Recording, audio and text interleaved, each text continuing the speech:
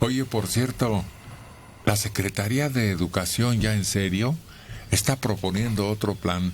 ¿Se acuerdan que ya hubo un momento en que se podría obtener documento de culminación de estudios bajo un sistema de exámenes? Sí, ya está populares. vigente. Está ¿Sigue? vigente, sí. Uh-huh. Obtener el certificado preparatoria con un examen único. Pues pretende la Secretaría de Educación que este año 1,5 millones de personas mayores de 15 años con rezago educativo obtenga su certificado de primaria o secundaria. Es un programa especial de certificación de saberes adquiridos. Se informa que cerca de 30 millones de mexicanos tienen algún rezago en su formación, de los cuales casi 5 millones no saben leer ni escribir.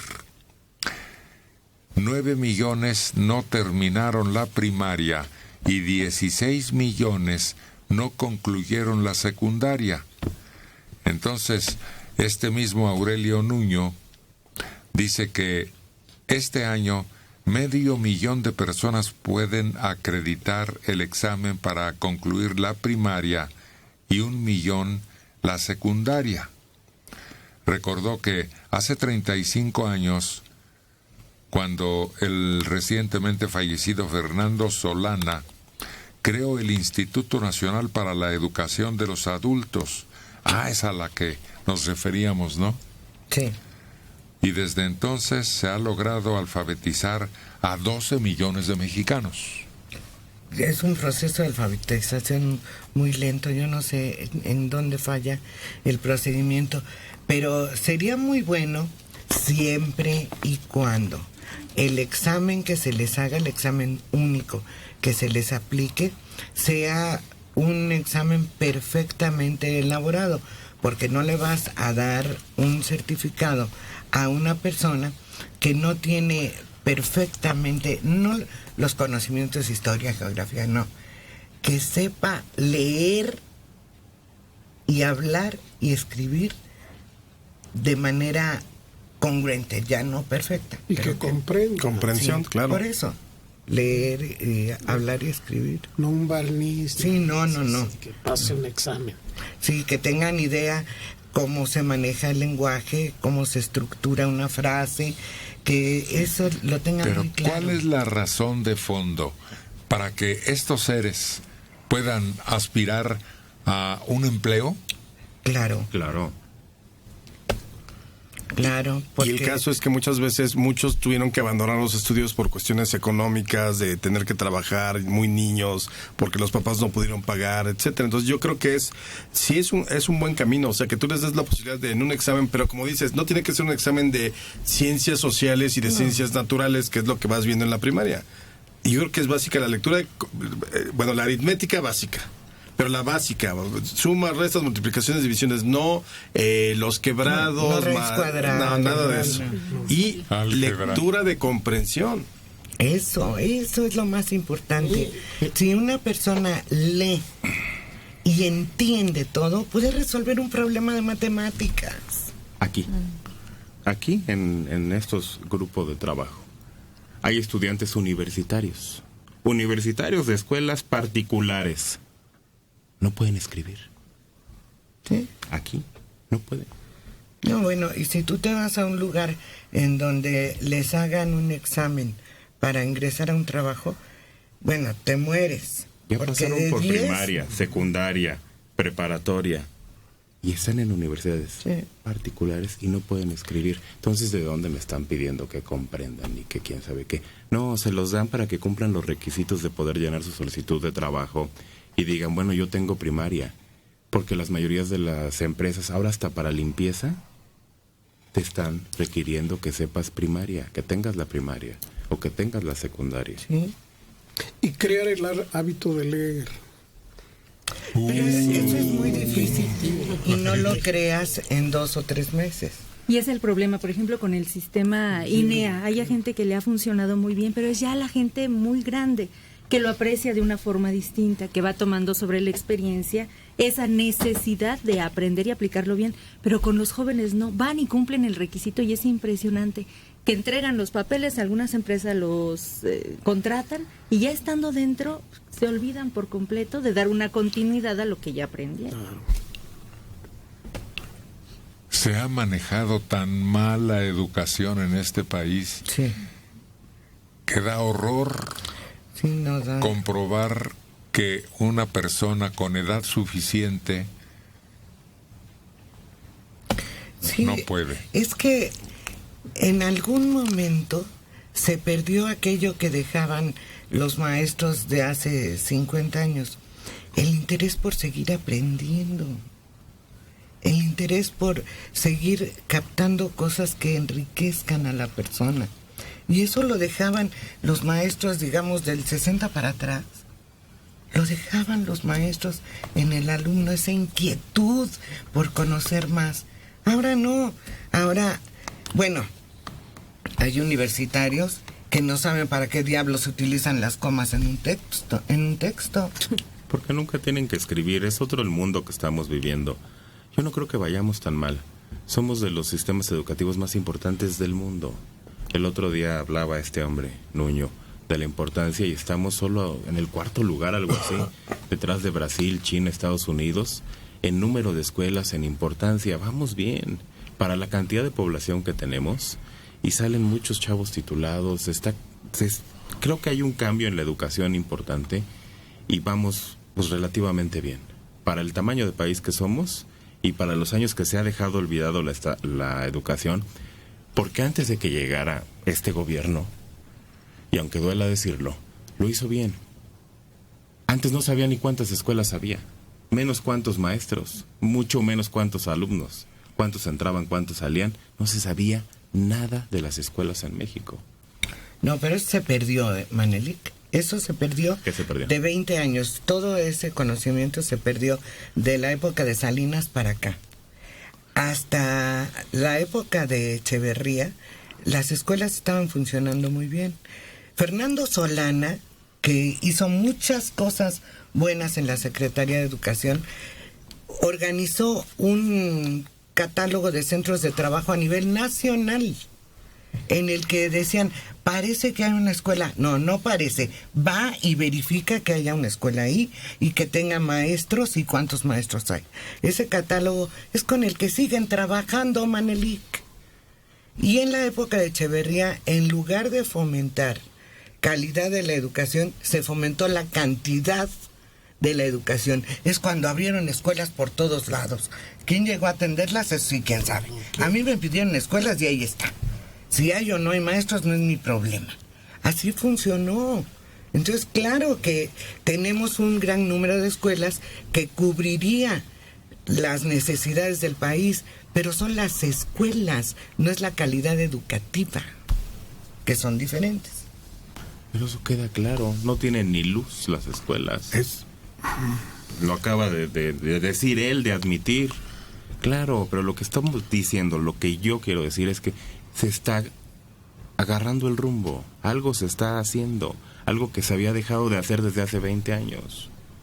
Y eso es lo interesante, se les dio pizarrones electrónicos y ni techo ni luz tenían. Sí, no. El colmo, vivimos el colmo de los ridículos, pero parece que algo se quiere hacer interesante en la educación y de verdad que no estamos tan mal para el número de titulados que tenemos y profesionales y profesionistas, no estamos tan mal.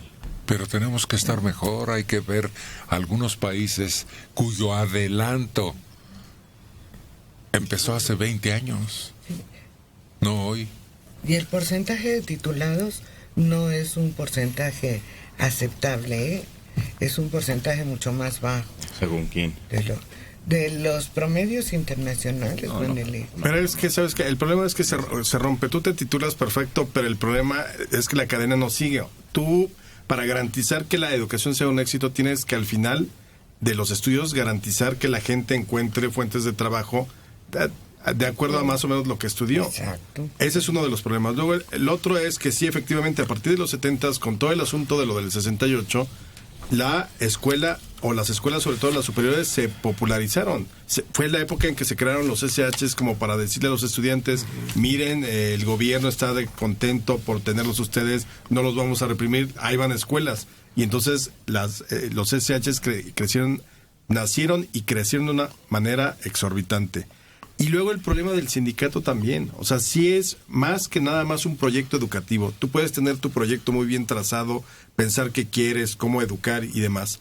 Pero cuando te enfrentas a ese tipo de monstruos como es el sindicato y luego la imposibilidad de garantizar trabajo a los estudiantes de las distintas áreas que salen, pues obviamente se empantana. Llega un momento en que estás en punto muerto.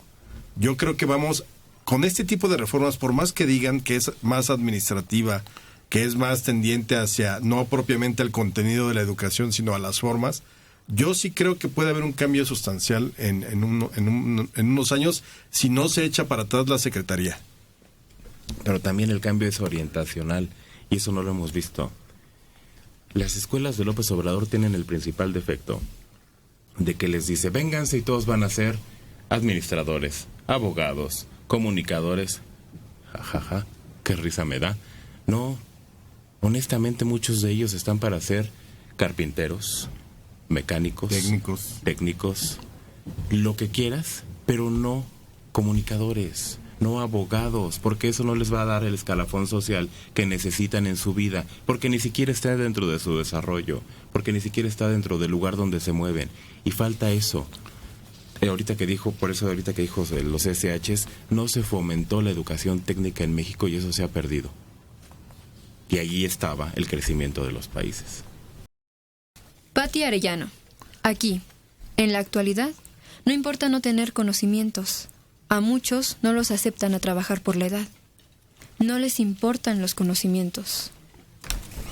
Bueno, es que la edad mata a muchas empresas, por favor, también hay que entender al patrón. Si tú te comprometes con empleados grandes, luego los gastos médicos, las faltas laborales, claro, las pensiones, matan a las empresas. Por eso muchas empresas que están empezando no pueden sostener a empleados grandes. Entonces no siempre es una política que los restringe nada más porque sí, hay unas razones importantes dentro del negocio. Pero es un problema que va a seguir creciendo. Además, porque estamos creciendo. El segmento de la población ya que se considera madura, quizá no de la tercera edad todavía, pero es cada vez mayor en toda la población. Entonces, se va a tener que hacer algo. Para dar trabajo hasta los 70. Pero esa gente que va a trabajar a los 60, a los 70, y mucha gente, mucho más, también tiene que adecuarse a los nuevos sistemas de comunicación, y eso es muy difícil.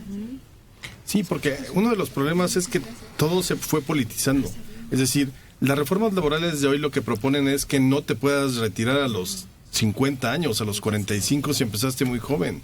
Porque todavía te quedan 30 años más en las que el Estado te va a tener que sostener a través, desde luego, del propio trabajo de la gente, pero no te alcanza para sostener las pensiones más los salarios, y entonces se convierte la empresa pública en un 70% de gastos hacia salarios y pensiones y un 30% de que puedan utilizar para la reinversión y demás.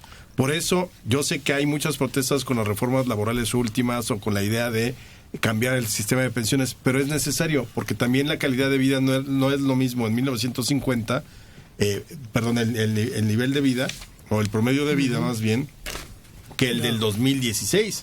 Hoy puedes trabajar perfectamente más allá de los 70 y no porque tengas que trabajar hasta el último día de tu vida, o sea, pero un retiro a los 70 quizá puede ser mucho mejor para el Estado en general en su funcionamiento que retirarte a los 50. José Morales Trenado, de 58 años, en Naucalpan.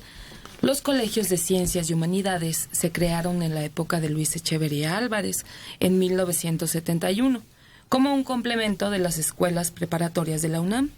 Y hasta donde yo sé, solo existen los que se crearon de inicio y están en la zona metropolitana, el Vallejo, el Sur, Azcapotzalco, etc. Los que sí han proliferado son los bachilleres, de los que sí se egresaba con carreras técnicas. Yo creo que Alejandro se confundió. No, o sea, a lo que voy es, el CCH se creó como una respuesta política de Echeverría después de lo que había sucedido en el 68. Así Es decir, fue decir a los estudiantes, miren, el gobierno no es ni represor ni es enemigo de ustedes, aquí construimos y creamos estas escuelas. Simplemente, y aumentó desde luego el espacio para los estudiantes. Y sí tenían un espacio en el que los alumnos salían con una carrera técnica. Y eso desde el inicio de los SHs, y años después lo dieron también en las prepas. Los bachilleres, los colegios de bachilleres, son una alternativa distinta a lo de la UNAM, porque la Secretaría de Educación tenía la necesidad de crear planteles propios para impartir educación media superior. ¿Y las escuelas secundarias técnicas cómo arrancaron? Porque esas dieron muy buenos frutos. Si mal no recuerdo, Héctor, a lo mejor en fechas me confunde. En la época de Díaz Ordaz arrancó un programa de fortalecimiento a la educación técnica. Ya estaban las secundarias. Se presentó el problema, las secundarias técnicas. Se presentó el problema de que no había maestros suficientes y calificados para impartir talleres y que los muchachos al salir de la secundaria técnica tuvieran una preparación en mecánica, en carpintería, en una rama muy amplia. Entonces se crea la Escuela Nacional de Maestros de Educación Técnica, una escuela normal que tenía, por ejemplo, el taller de mecánica que yo recuerdo, tenían coches de diferentes tipos para que los muchachos ahí practicaran, y otros talleres similares. Pero no sé, fue en los 70, que a alguien se le ocurrió que estaban de más, porque tenían que darles plaza a esos maestros, pues obviamente tenían que darles plaza. ¿Que querían? ¿Que vivieran del aire o de la vocación? Pues no. Y terminaron con eso y bajó nuevamente la calidad de la enseñanza técnica en las secundarias. Ya no tenían posibilidades de salir con un papelito que dijera técnico automotriz o técnico en manejo de maderas, porque era un nombre así muy sofisticado. Pero sí era muy eficiente. Y los llevaron a trabajar en las primarias en un programa que se llamó Aprender Haciendo. Y entonces iban maestros de carpintería y con los niños de primaria les enseñaban a trabajar la madera en trabajos sencillitos, pero les enseñaban a trabajar la madera, a pulirla, todo eso. Pero después se perdió. En los 70 y 80 y tantos se perdió todo ese impulso que se estaba dando. Era muy buen principio. Excelente. No sé por qué no se estimuló. Pues por alguna medida absurda. Política. Desde luego. Pero no política educativa. No. Pero siguen funcionando las escuelas técnicas. Pero el problema es que una escuela técnica que está enseñando danza, árabe tapatío o desarmando motores de 1930, pues no funciona. Buenos días, Radio. Están perdiendo su tiempo los muchachos miserablemente aprendiendo taquigrafía. Cuando ya ni se usa. Que es de la época de las cavernas.